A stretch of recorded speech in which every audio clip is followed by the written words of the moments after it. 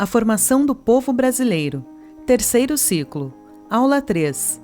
A urbanização caótica.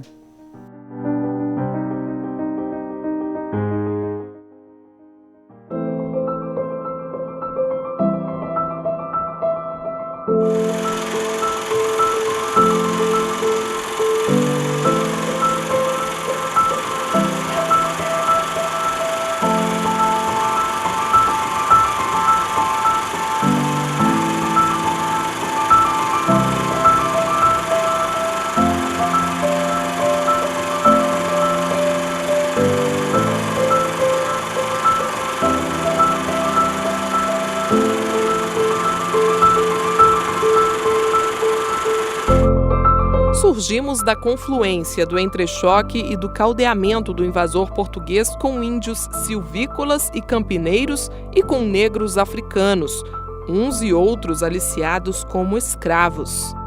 Antes de começarmos nossa aula, vamos entender o significado de urbanidade, que é a reunião dos costumes, formalidades e comportamentos que expressam respeito entre pessoas, demonstração de civilidade, afabilidade. Característica do que é urbano, civilizado, civilidade. Urbanização. Para complementar nossa compreensão, vamos aprender também como acontece a urbanização de uma sociedade, região ou território. Ela surge a partir da migração da população rural para as áreas urbanas, ou seja, não representa somente o crescimento da população das cidades, mas o aumento dessa em relação aos habitantes do campo. Portanto, quando a população urbana de um determinado local cresce em número maior que a do campo, dizemos que está ocorrendo um processo de urbanização. O professor Wendel vai explicar melhor esse processo de urbanização caótica que aconteceu no Brasil.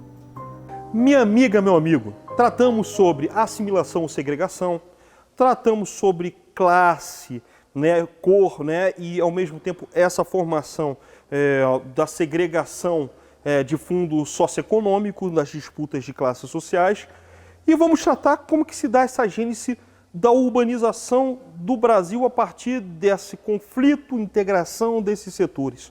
Como é que Darcy Ribeiro pensaria todo esse processo? Só que a gente vai fazer uma interpretação daquilo que Darcy Ribeiro pensa, fazendo uma análise da história social e fazendo um diálogo com alguns dos outros autores, entre intelectuais, historiadores, cientistas políticos, sociólogos, entre grandes expoentes da literatura brasileira, para termos a chave da compreensão daquilo que Darcy Ribeiro pensava. Então, veremos, na verdade, a ideia da urbanização caótica no Brasil.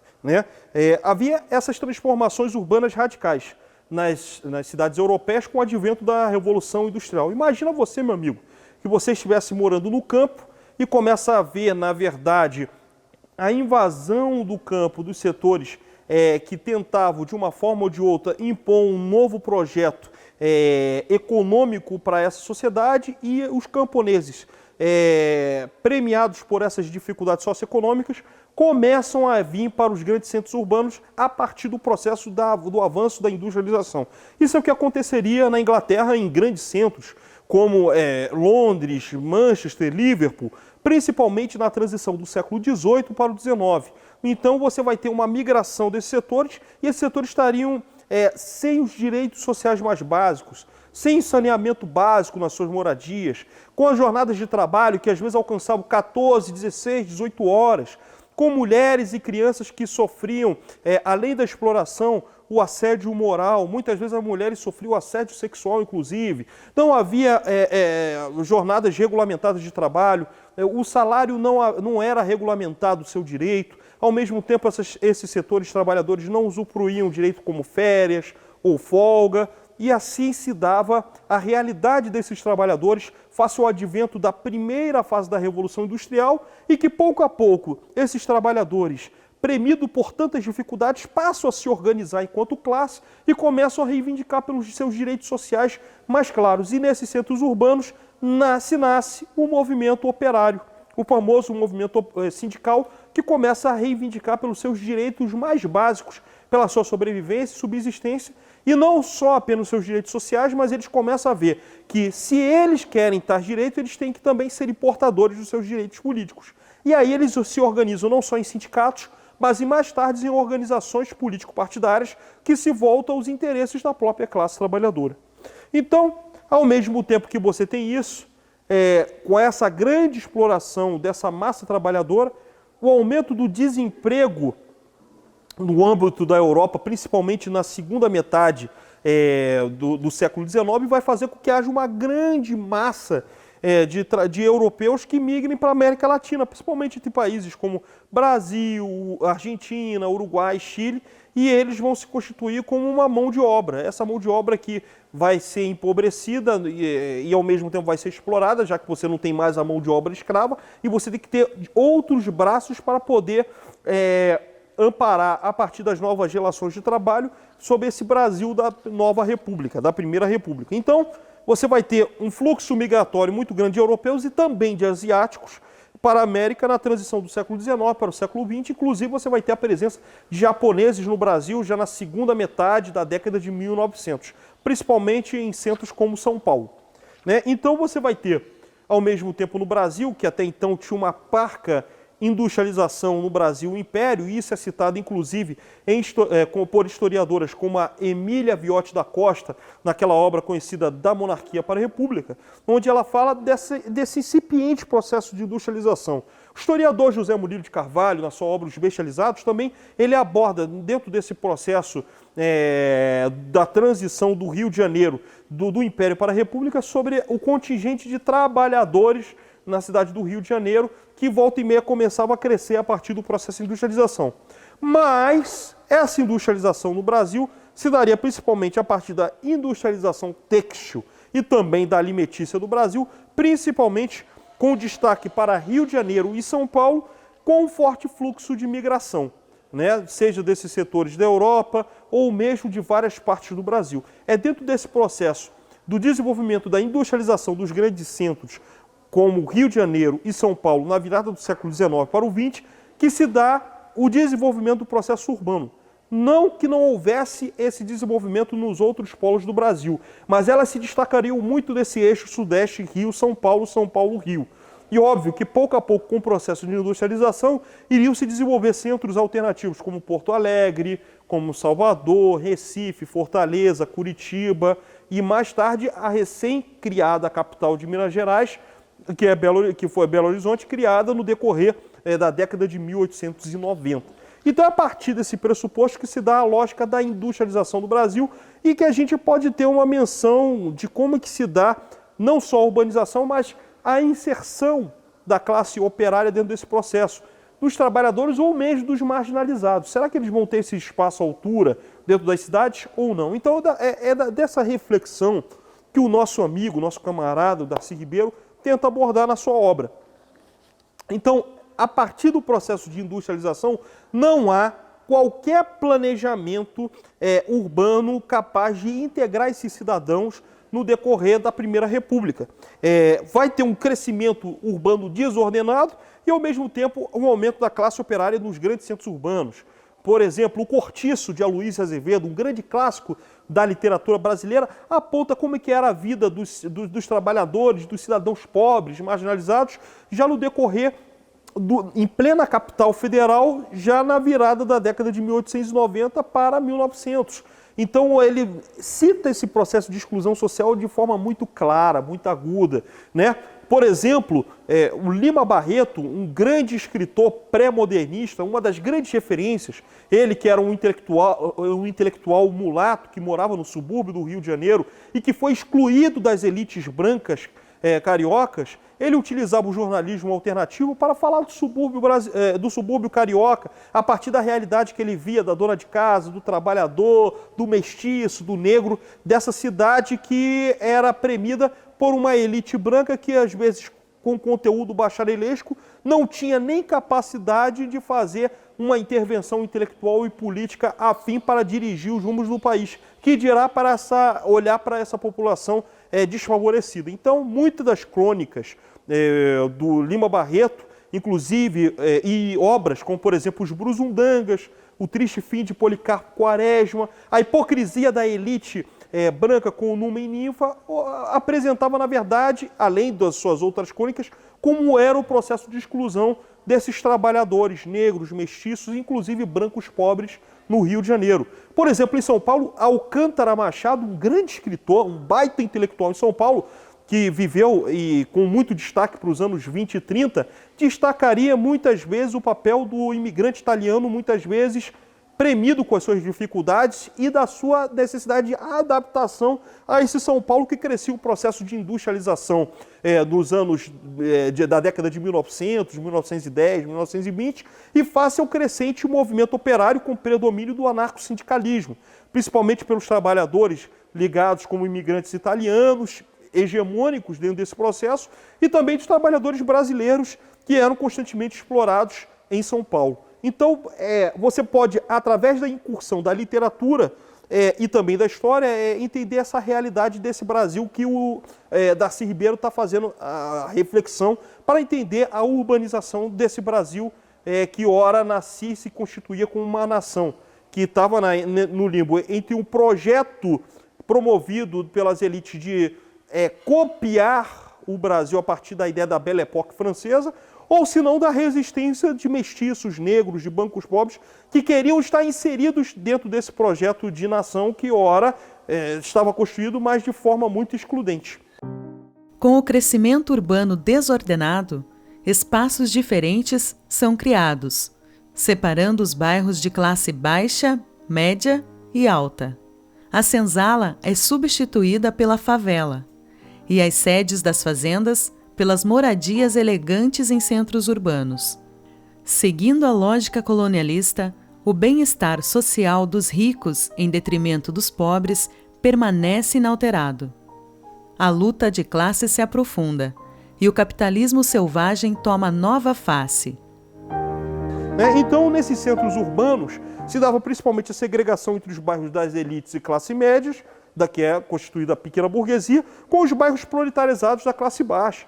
Por exemplo, a exclusão existente em São Paulo, com o afastamento dos operários do grande centro de São Paulo, indo para a Zona Leste, para a Zona Sul, no Rio de Janeiro, com os bota-baixos em cima dos cortiços no centro da cidade, contra as favelas no Rio de Janeiro, arrastavam esses trabalhadores do centro para a Zona Norte, Zona Oeste, que ora se surgiam nos anos 10, anos 20, anos 30. Então, é a partir desse processo que se dá a urbanização excludente no Brasil. E essa lógica de São Paulo e Rio de Janeiro iria ser estendida a outros centros urbanos do Brasil com o processo de aumento de industrialização e, concomitantemente, de uma urbanização, na verdade, desenfreada, sem plano, sem planejamento e com o desdém da elite dominante em relação a essa classe trabalhadora, esse lupenzinato que é destituído de direitos sociais e de direitos políticos. Para essa elite só vale a imagem do centro de fachada para as elites esclarecidas ou a classe pequeno-burguesa que tem o acesso ao conhecimento, mas que não tem qualquer espaço para a dita escória colocada pela classe dominante, composta pelos cidadãos desfavorecidos, sejam negros, mestiços, essa população miscigenada, ou de imigrantes que vêm da Europa para o Brasil, vendem a sua força de trabalho e que não são vistos à altura pelo governo brasileiro, o que, na verdade, tinha o seu projeto de exclusão social. Então, automaticamente, essas cidades grandes que ora crescem com o processo de democratização, faz com que os subúrbios, entre as comunidades, as favelas, virem senzalas informais. Acredite você que o negro, o trabalhador mestiço, pardo, sem qualquer direito social, ele não tem nem projeto de moradia digna feita por esse Estado a esse trabalhador. E as condições subhumanas, precárias de moradia e de subsistência desse trabalhador faz se assemelhar à visão escravista das senzalas, onde os negros viviam para tentar, pelo menos, ter um mínimo de sobrevida, já que a expectativa de vida era muito baixa.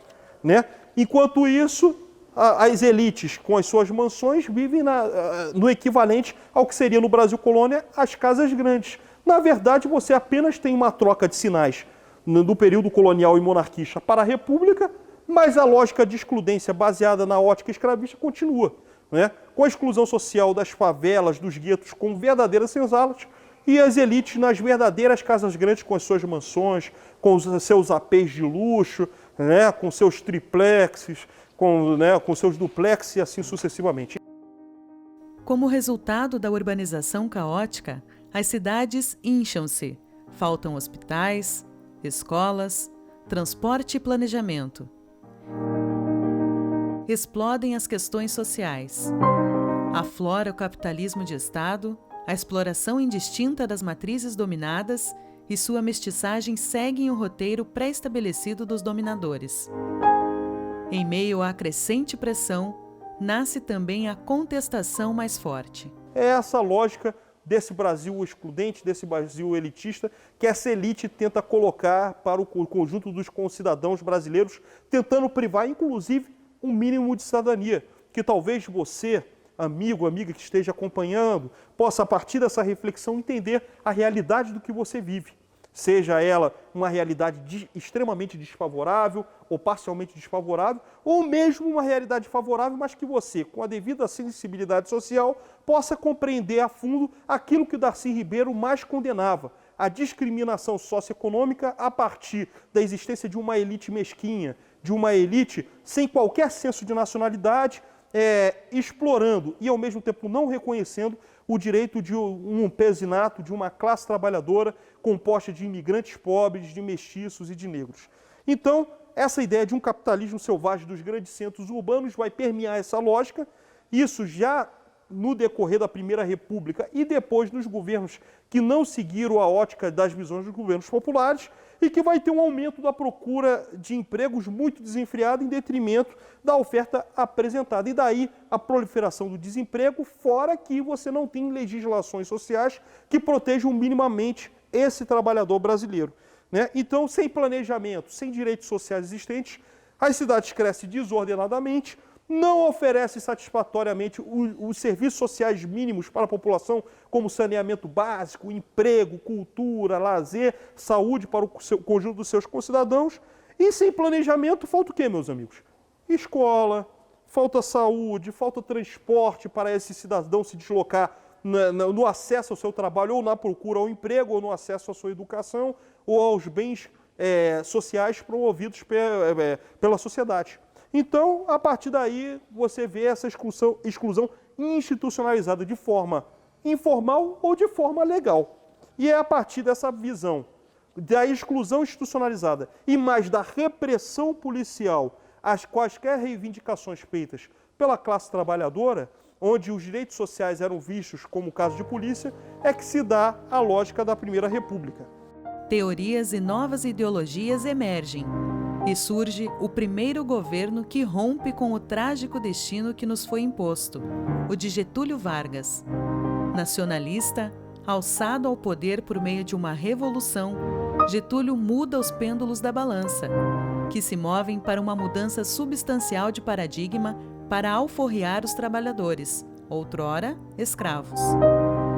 Pela primeira vez na história do Brasil, as matrizes desculturadas e despersonalizadas ao longo dos séculos começam a ter seus direitos reconhecidos e protegidos.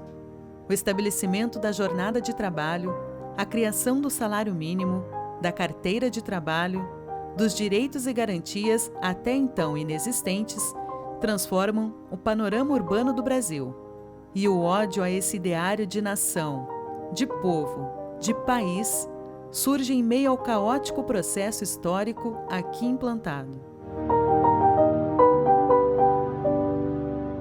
Então, a partir desse processo de exclusão social, a primeira tentativa de reconhecimento dos párias, dos excluídos socialmente e dos trabalhadores se dá a partir da Revolução de 30, com a presença de Vargas na presidência da República. É através de Vargas que as questões sociais são vistas como políticas de Estado, políticas estratégicas de Estado.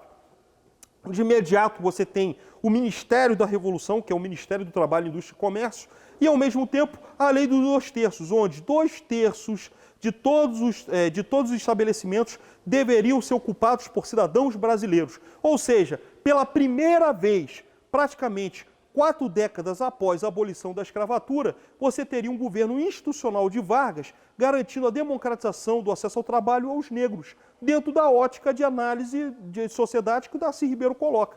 Então você tem, de forma inédita, um governo que se preocupa não apenas com a democratização dos direitos sociais, mas com a inclusão dos excluídos dentro do processo de usufruto dos bens sociais, dos bens políticos.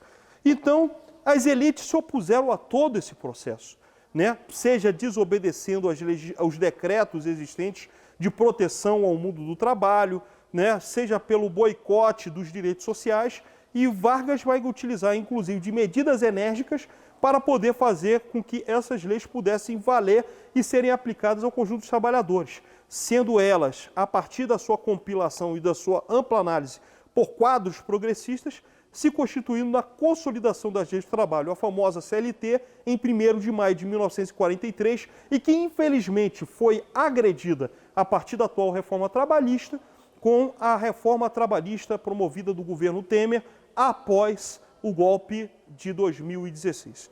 Então, minha gente, esses marginalizados, até então esquecidos pelo poder público, vão ser lembrados por Vargas a partir de uma série de legislações sociais que, compiladas, constituem a CLT, e, ao mesmo tempo, eles vão ser portadores de todos os direitos sociais. Pela primeira vez na história do Brasil, na história social e política do Brasil, os negros, os mestiços, enfim, vão ser alçados à categoria de cidadãos brasileiros, portadores de todos os seus direitos e de todas as conquistas sociais. Então vai ser essa lógica dentro desse bojo do processo de industrialização. É claro que as elites não vão aceitar isso, é claro que as elites jamais iriam compreender todos os processos sociais, e daí a luta de classes, além desse conteúdo étnico-racial, como a gente abordou anteriormente, vai se dar a partir de democratização do acesso mínimo ao emprego, democratização ao acesso do mundo do trabalho ou exclusão. E você vai ter as tentativas do governo Vargas, muito categóricas na defesa do direito do trabalho. Você vai ter as tentativas muito claras de Jango, que avança esses direitos sociais ao campo, incluindo a criação do Estatuto do Trabalhador Rural em 1963, depois do Congresso, com a participação das ligas camponesas, né? Então, é assim, a partir desse processo, com a expansão dos direitos sociais, é que os trabalhadores vão começar a constituir um conjunto de crescimento das suas demandas sociais e políticas que culminariam com a resistência das elites, que elas vão dizer, pare, chega, e a partir desse processo elas vão golpear o governo popular e democrático constitucional de João Goulart com o golpe civil-militar de 64. E aí, meus amigos, toda essa base de retirada de direitos, criação do Fundo de Garantia por Tempo de Serviço, o FGTS, no lugar da estabilidade do trabalhador, e mesmo assim, com todo esse processo, a dinâmica da história do Brasil vai ser entre concessão de direitos, tolerância à classe trabalhadora ou exclusão dos direitos sociais. Então vai ser esse eterno cabo de guerra entre as elites dominantes hegemonicamente brancas.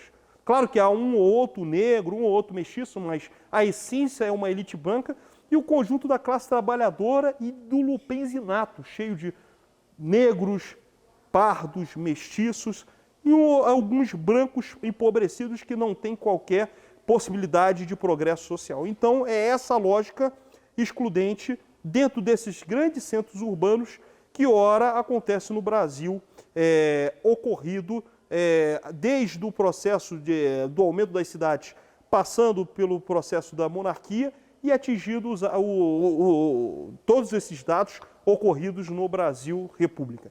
Tendo dito isso, eu acabo essa parte e convido você para a última parte da reflexão. Eu tenho o prazer e o carinho de estar dialogando com você, né, com esse curso. Eu espero que você, a partir dessas reflexões, possa não apenas refletir para si, mas dialogar com o seu parente, com o seu vizinho, com o seu amigo, com o seu cônjuge, namorado que for, sobre essas reflexões, porque ela faz parte da minha e da sua vida. Um grande abraço.